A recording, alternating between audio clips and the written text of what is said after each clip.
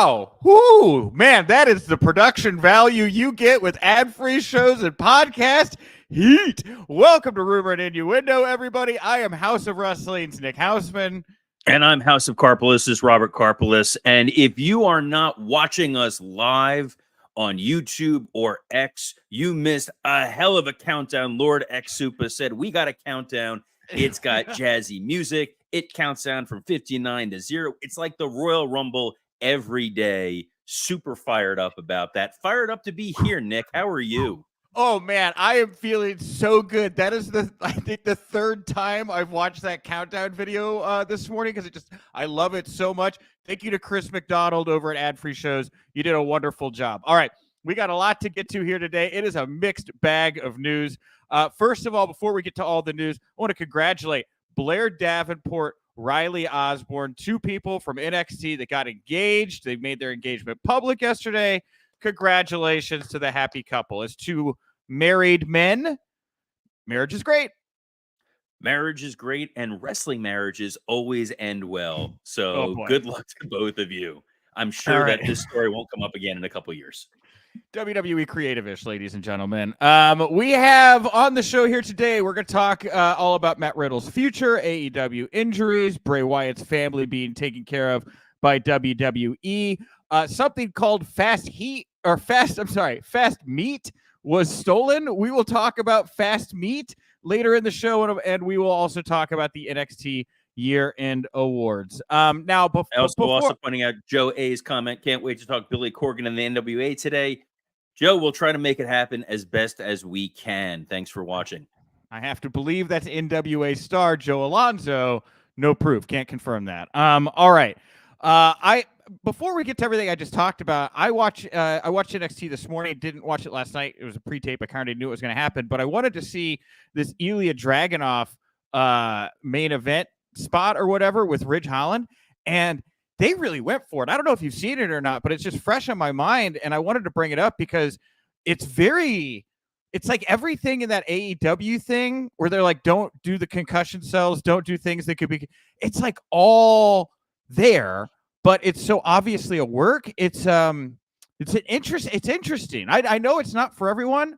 I don't even know that I'm necessarily a huge fan of it, but they just went for it, Robert. Like it felt like an injury for real, you know? I don't know what the point of it was. I have not seen the footage yet. I have not had a chance to watch NXT. Had a busy morning doing the real life job, but right. We talked about it a week before, and I said my concern with this was, given what happened with Ridge Holland and Big E and all the negativity that surrounded that, I was concerned about turning it into an angle and at the very least reminding people, oh yeah, Ridge Holland was part of a really catastrophic moment. This would be like WWE recreating the D'Lo Brown Draws injury as a storyline and thinking this was a smart idea. And my last thing on this is it's such a strange decision because NXT has had a lot of great momentum of late. You didn't need the shock tactic. Yeah, I agree. I don't know exactly why they do it or did it. A New Year's Eve is around the corner. We'll probably get some time with Shawn Michaels. Spoiler, that's probably top of my list of questions to ask right now and find out, why did they do this angle? But man, they went for it. So I would definitely check it in for, at the very least, to see what it is they did there. Now, another big story today is a story that's going to be breaking tomorrow. Tomorrow is going to be 90 days since the September releases. I believe it was the September 17th releases. There's going to be about 18 WWE stars, I believe, that will become free agents as of tomorrow. Mustafa Ali, Nick Nemeth, formerly Dolph Ziggler, and Matt Riddle. Now, Matt Riddle caught up with MMA Junkie on some kind of press event. I don't really know where this happened, but it's a video and it's Matt talking. He leaves the door open to a possible UFC return. He teases 2024 is going to be a big year for him. And of the other stories going around about Matt, there's this Wrestling Observer story. The TNA may have earmarked a large sum of money to try to bring in a big name, potentially one of the names that I've mentioned here today. So let's start with Matt here. What do you think about Matt Riddle's future going into 2024? What do you think it looks like? It's kind of a mixed bag here. I think Riddle was a risk for the WWE in the position that they put him in on television, because prior to coming to WWE and during his time at NXT, there were some allegations that had come out about Riddle. Obviously, separate kind of rumor and innuendo. You don't want to go down that path of. It was clear that WWE vetted it in such a way to say, we can go forward with this guy. But when you're dealing with talent, and we just saw this in the Marvel Disney world with Jonathan Majors, where the person and the character are inextricably linked. And if you're going to put somebody front and center and make them a major star, put them in position to be able to trust that the person behind the persona is not going to do something reckless and cause an issue. And unfortunately, some of Riddle's behavior was slightly erratic and made WWE think, you know what? Maybe he's not the guy that we as a globally publicly traded company should be putting front and center right now. Left the door open if he's able to go forward. I don't see Riddle fitting into the AEW landscape, because AEW has a bit of a rocky situation right now with a lot of their personalities backstage. TNA is a great fit for Riddle because it's a place for him to show, I'm good. I'm ready to do business. I'm ready to be a professional going forward. I'm someone you can rely on. And TNA sneakily has a lot of really good talent. So you can get a lot of really fun Matt Riddle matches and a chance for him to show, hey, I'm the guy that you can give the ball to going forward. Yeah, I think Tony's gonna grab him. I think AEW is the bigger spot. Look, Matt's gonna go somewhere where he's gonna get some money. However you feel about Matt, because Robert is right. There were allegations against Matt. There was a settlement that he had with Candy Cartwright, and WWE again decided to go forward with this guy. Slightly erratic behavior, maybe an understatement, but maybe by wrestling standards, who knows? He was spotted at an airport terminal, I believe, grabbing the microphone and talking a couple weeks before he was let go. Weird whole situation there. So there was drip, a lot of stuff with Matt Riddle. But even with that, there's a draw, right? There's an allure there. He'll wind up maybe in I don't know what Bellator looks like these days. Maybe Dana will take him back, right? Who knows? I mean, it'd be interesting with the TKO thing. But with Tony Khan, what do we know about Tony? Tony loves big names. He likes to smoke weed. We know that. Big Swole's talked about it. Tony loves smoking weed, right? I think that, look, they brought Ric Flair in, right? I think Matt Riddle will be just fine. I think that Matt, I get the vibe that Matt will be in All Elite Wrestling, but I could be wrong. We'll see. I don't see them letting Riddle and Flair into the same airport. I think that's a bad idea on the part of AEW, but that's just me. I don't know that they want to take the risk necessarily with Riddle. I think TNA is a safer bet. And if TNA is freeing up money, because at one point they were talking about making a lucrative offer to your close personal friend CM Punk. So they've clearly freed up some capital, and he would be a big name with this rebrand into TNA and say, look who we got. And there's other wrestlers they can also bring in to be company pieces with Riddle. My concern is Scott D'Amore, when he said we're looking to sign someone, they're saying it's this big game-changing kind of signing, a huge signing. And of the folks released, I feel like Riddle is the only one that fits that particular description. I don't know. Ali's got a story, man. Ali's one of the best wrestlers in the world. Dolph Ziggler, right? Nick Nemeth is like a former WWE champion. That's not something Matt Riddle can boast.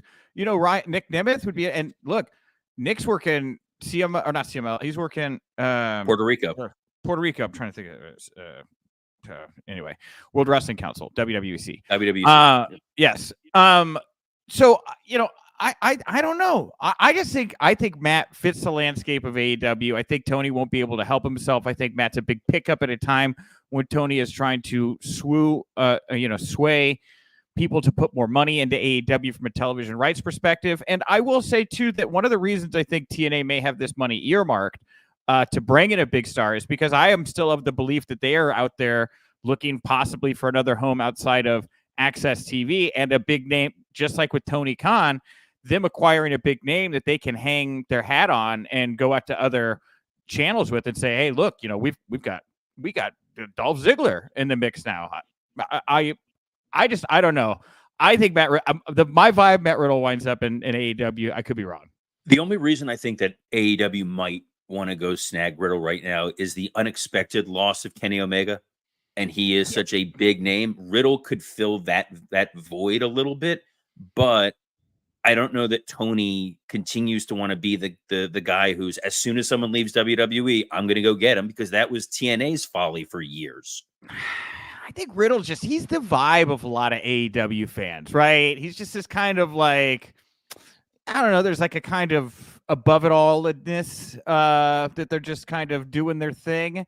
I think Riddle will fit in fine. I think that he'd be a big get there for them personally. But we see Noob and Co. here saying he agrees that with Robert.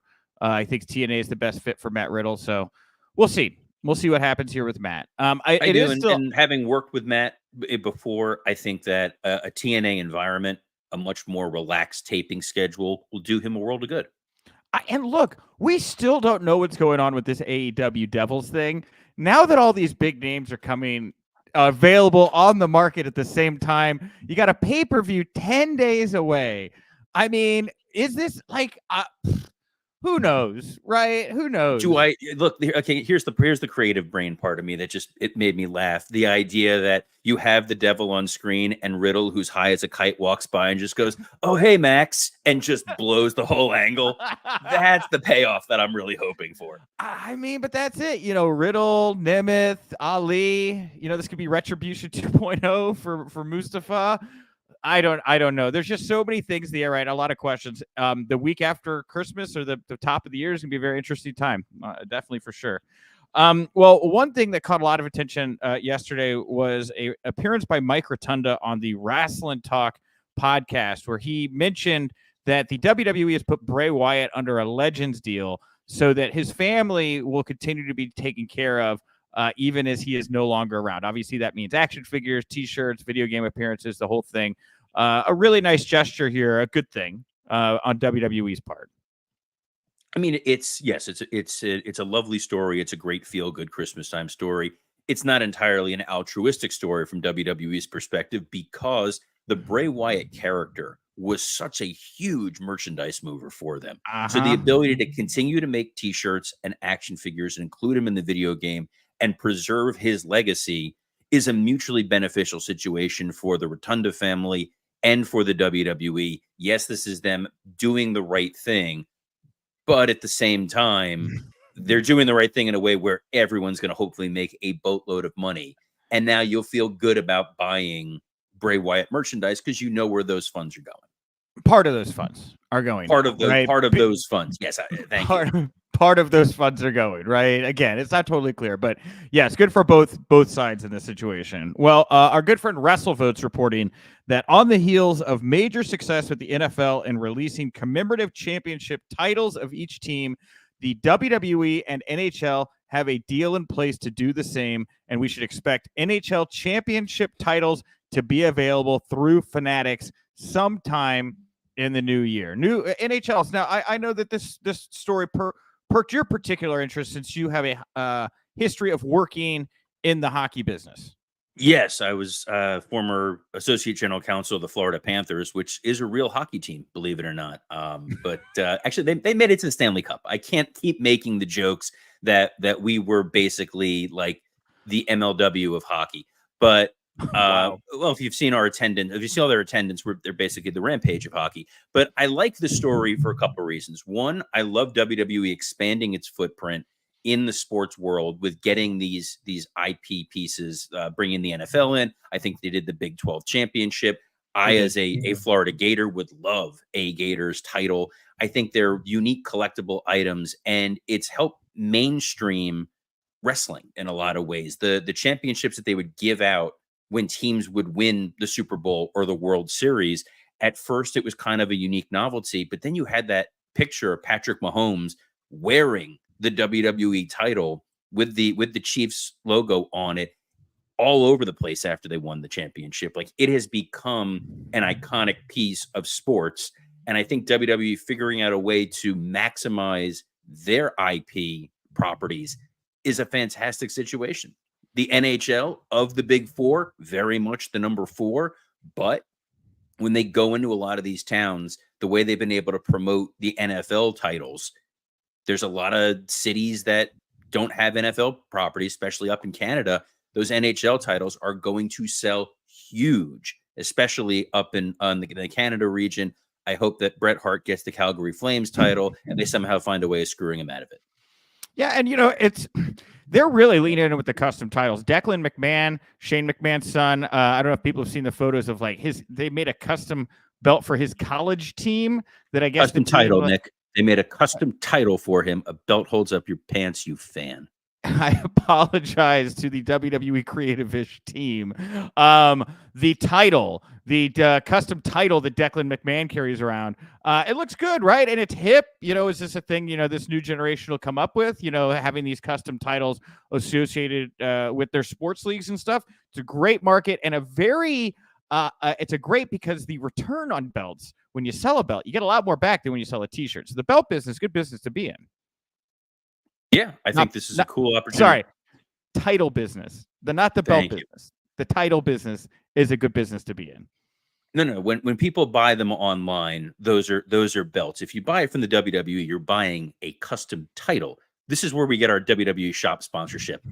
That's what I'm angling after. We're already praising Declan McMahon. We're basically WWE shills right now. We should be getting a little cut of that. But the titles should be pretty cool, even if it's going to have NHL logos on there. Well, speaking of sponsorship, the good people at Slim Jim are dealing with a conundrum right now. They put out an official press release announcing that their custom race car, which they have dubbed Fast Meat. I'm sorry. Fast Meat. And if you have Fast Meat, go to bluechew.com. And no, that would have been it. That would have been the in. Our friends at Ad Free Shows are listening here. We're going to start cranking those out for real, but there you go. Okay. Fast Meat, Blue Chew. Sorry. Fast Get Meat. back to this important news story. Fast Meat has been stolen. Fast Meat has been stolen. I repeat it. Now, this press release got a lot of attention yesterday. I have no idea why. Maybe because everybody wanted to put Fast Meat in the headline, right? Great thing to put into the headline. So Fast Meat is no longer in the possession of Slim Jim. Very official. People concerned. Where's Fast Meat? Color me suspicious here, but this feels like a giant work to me, Robert. I think since it's a press release, this is all going to build to whoever it is that stole Fast Meat being revealed. Yeet that Fast Meat, says the Texas Leprechaun. Amen. So I thought it was potentially a work, but I actually read the press release, and at the tail end of the press release, it says, if you have any information on where this vehicle is, contact the LAPD.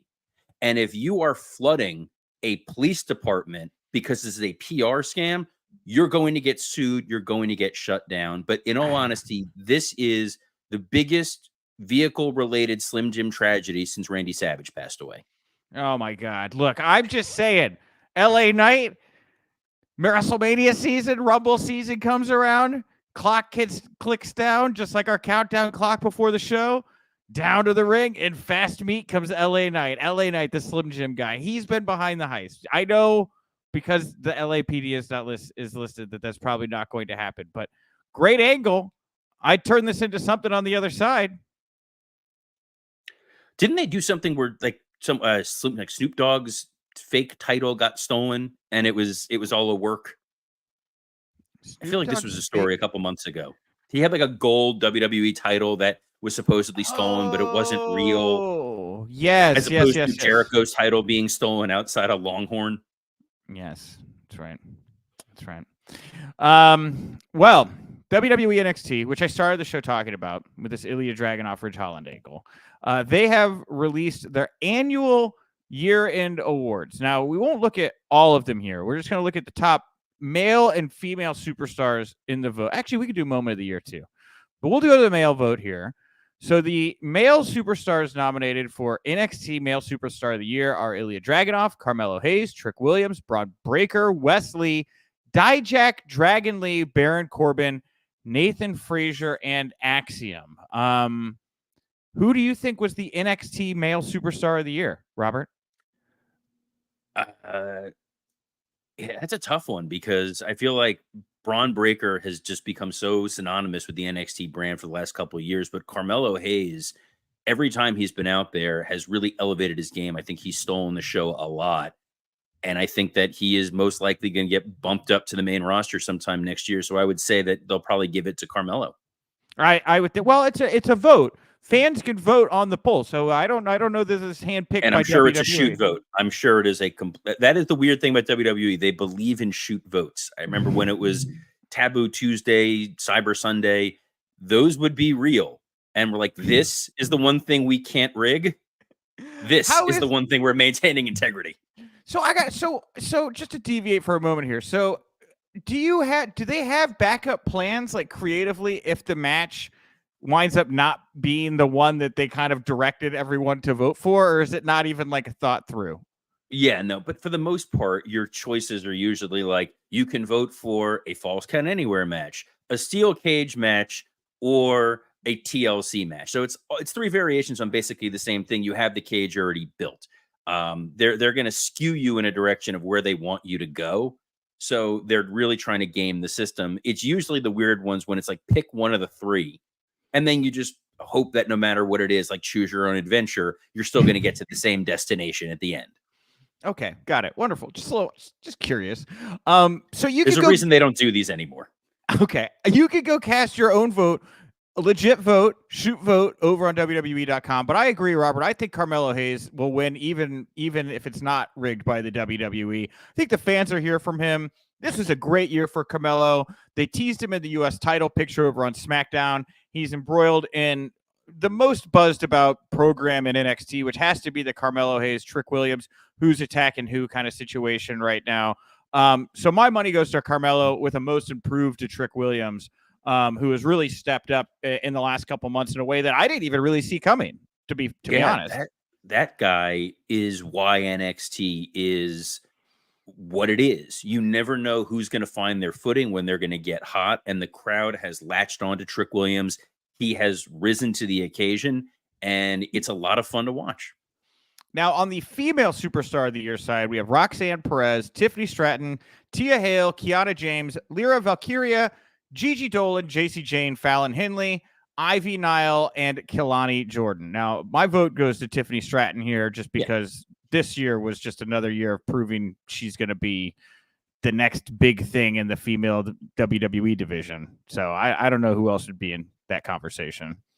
No, she is a license to print money for the WWE.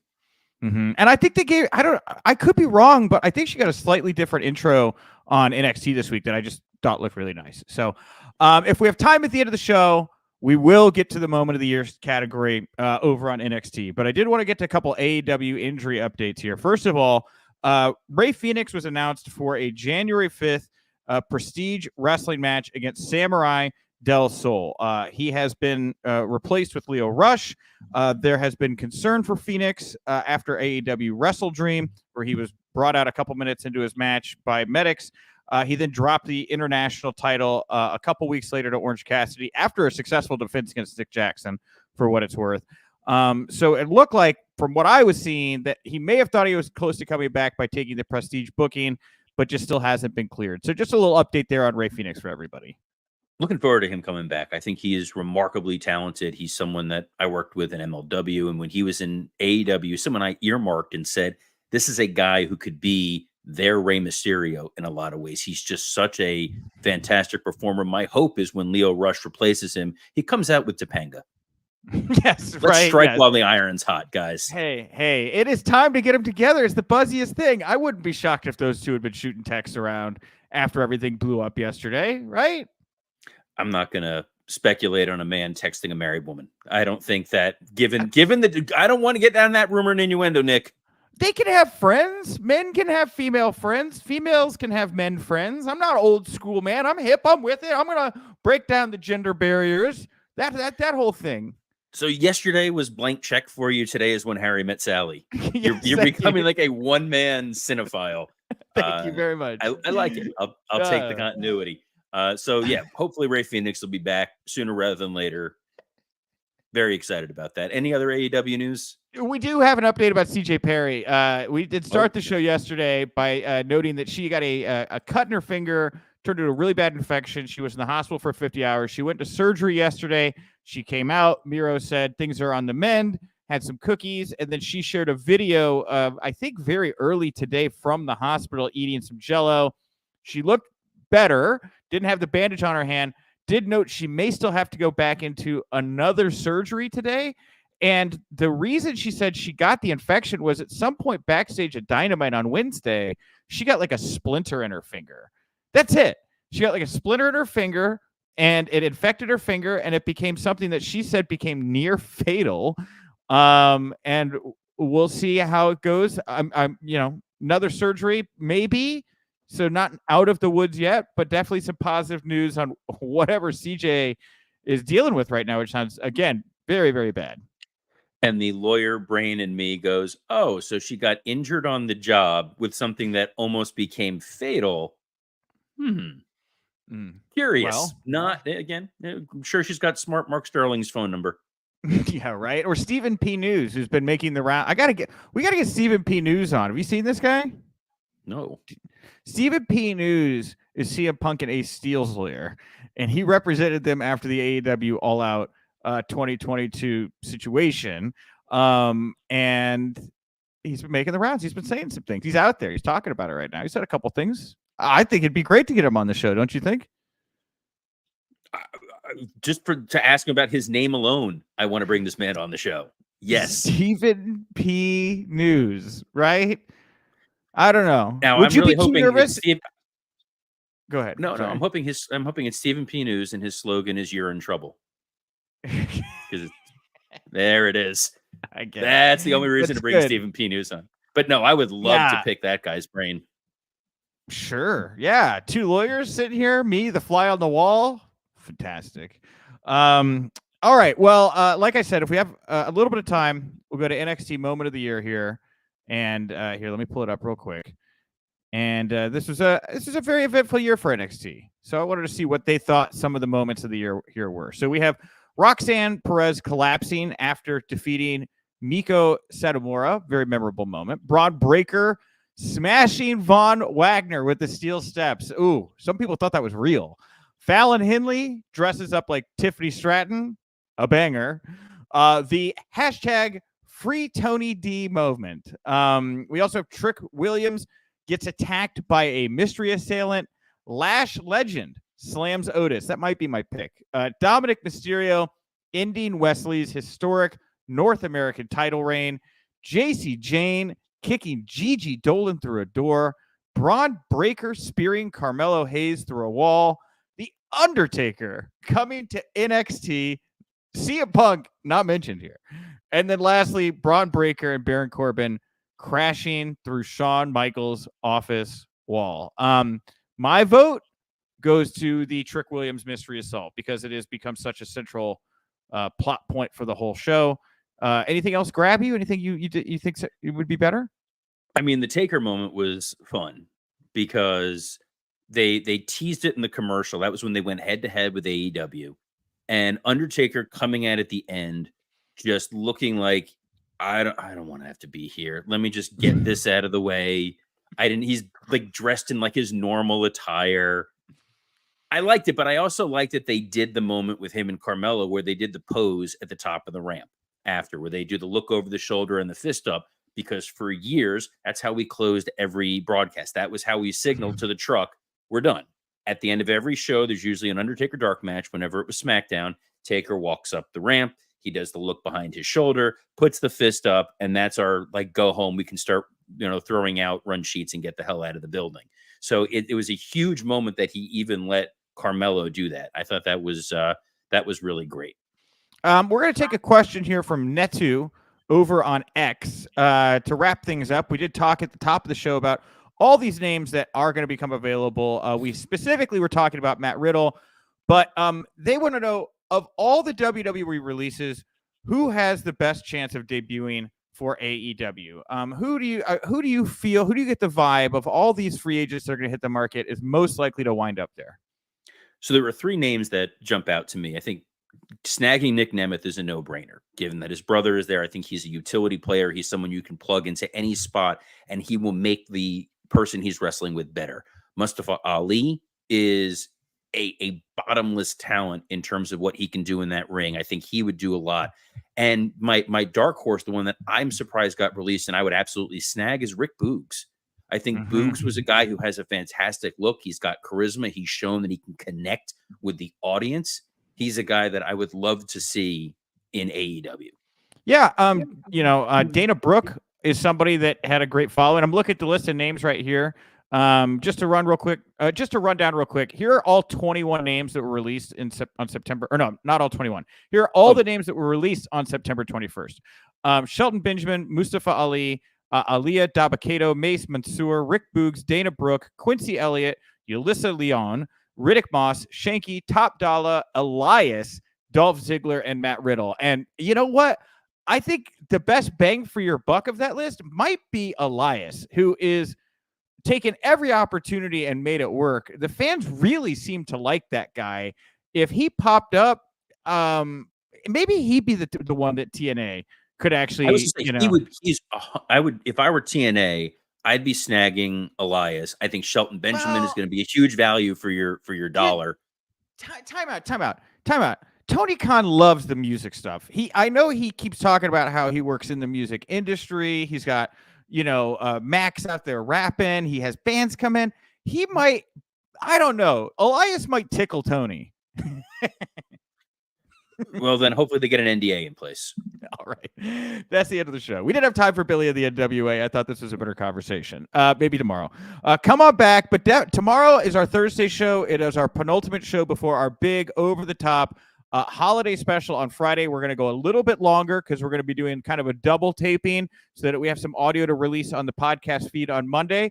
So come for an elongated show on Friday. No show live on Monday. We will be joined by from the docuseries on Netflix, Wrestlers. I keep wanting to say The Wrestlers. It's just Wrestlers. It's a horribly awkward title to just put into a sentence. I digress. Wrestler star Matt Jones is going to be joining us on Friday. You guys are going to be able to jump into the chat section, ask questions. We're talking about OVW. We'll talk about Netflix. We'll talk about anything you want to. We'll talk about whatever you want with Matt Jones here on Friday. And of course, if you like this show, the best way to show your support, go to your preferred podcast platform, even if you don't listen to the show in podcast form, and leave a nice comment, leave a review, leave a 5-star rating. You guys have been so great about engaging our podcast platforms. Robert and I had no idea that we are the number 31 pro wrestling podcast on the iTunes charts, more than we deserve. And at one point, Robert, now that I was looking into the numbers, at one point we peaked at number 11. We were just shy of the top 10. So 2024 is going to be our year. You guys help us get there. Top 10. Also surprisingly huge in Norway. That was the big takeaway. That you looked at the real numbers. I looked at the one where I saw like where we were in terms of fan bases in Norway. So to all of our fans in Oslo, thanks for listening. I would learn how to say it Norwegian, but who's got that kind of time? Not us. Not we got to wrap this sucker up. All right, that's it for me. I'm at Nick_Hausman. Go visit Haus Wrestling. I'm at WWE Creative _ISH. So on behalf of the quick to get out of here, Nick Hausman, I'm Robert Karpeles. Best of luck in your future endeavors.